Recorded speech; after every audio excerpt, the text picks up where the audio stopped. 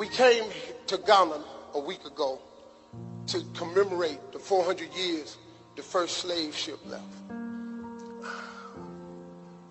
It was the second worst day of my life.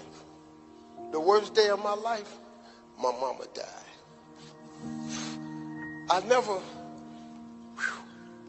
never really fully got over that. But standing in them dungeons, where they took us from, where they stripped us of our heritage, of our land, of our lineage, that we were kings, chiefs, queens, landowners. They took us from here. When I stood in that castle, I couldn't even stand up. See, for us to come to Africa, you don't know. See, you live here. You've been home your whole life.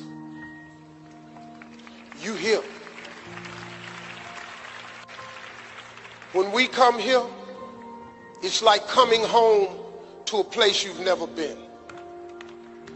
That's what African Americans feel when we come here. I don't know who, but when I stood in that slave dungeon,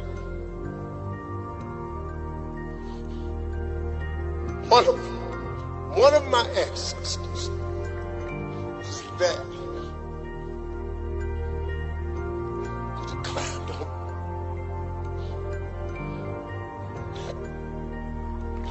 And I fell. I couldn't even stand up because one of my ancestors was in that room. Man, see, then we went to the second castle.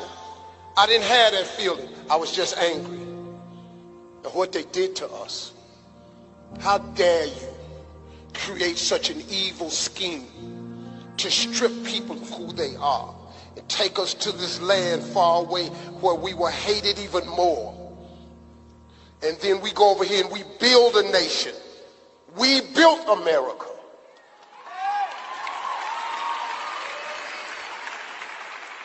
There are families today in America still benefiting from the billions of dollars from the slave trade.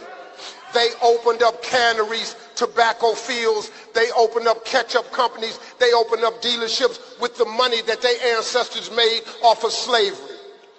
And this country still benefits. The great America, which I was born in, still benefits from the slave trade. This atrocity lasted 400 years. 400 years.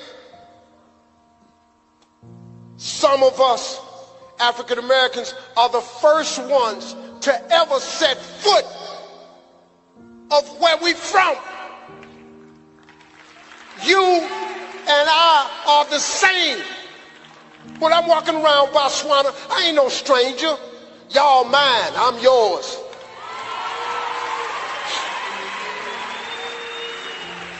I'm black like you. I'm African. See, you don't understand. I'm 62 years old. I know you can't believe it. I'm so fly. I'm so fresh and clean. I'm so dope. I drip. You understand? I'm with it. I'm the flyest 62-year-old on the planet. Outkast wrote a song about me. Ain't nobody dope as me, I'm just so fresh and clean. That was about Steve Harvey. Huh?